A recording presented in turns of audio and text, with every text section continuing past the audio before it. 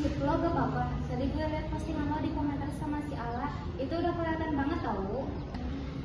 Katanya bercanda kan. Dari maba aku emang udah sering dibilang kayak gitu.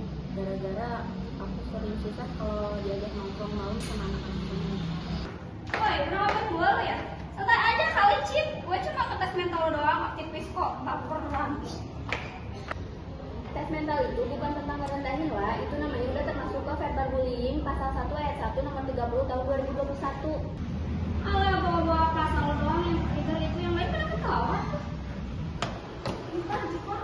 Aku mau bawa ke sekolah, Ya boleh, kenapa? Aku lihat si Rama ketua angkatan dia maksa tuh si Tina. Padahal si Tinanya udah dorong sambil nangis tapi gak ada yang dengar. Karena lagi foto udah kelihatan. Apa? Si Rama? Lo bener, Kay? Drama lagi, namanya juga anak seni kali, Kay. Segala itu udah biasa lo baik banget, anjir. lu bisa diem gak sih? Oke, lu serius cerita kayak gitu? Itu bukan sentuhan biasa, itu udah termasuk kekerasan seksual, kontak fisik tanpa konsen. Benar kata si Pak, perkenalkan aku Fahira Jara Rahayu dari Satgas PPKS Pencegahan Penanganan Seksual Kampus. Kaila, kamu aman, laporan kamu dilindungi Undang-Undang TPKS nomor 12 tahun 2022 dan Permendikbud 30 identitas korban dan saksi dirahasiakan. Satgas-satgasan so paling bener, ntar yang ada kampus kita namanya jelek kali. Yang bikin jelek nama kampus itu bukan yang lapor Ala, tapi yang ngelakuin dan yang diam aja kayak kita selama ini.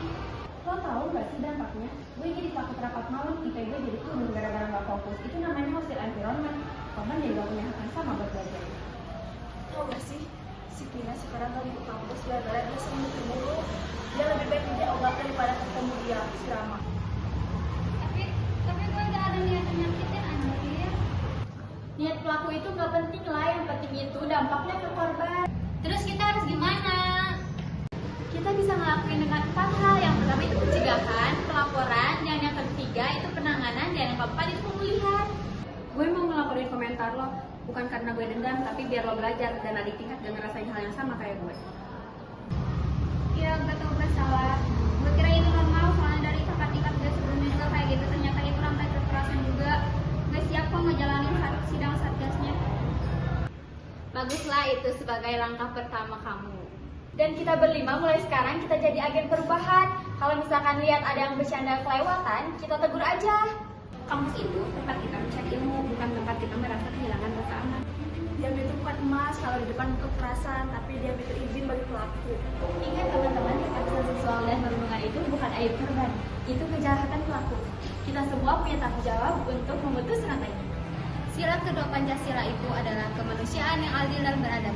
Adil artinya korban dibela, beradab artinya kita gak pakai kuasa buat menginjak yang lemah.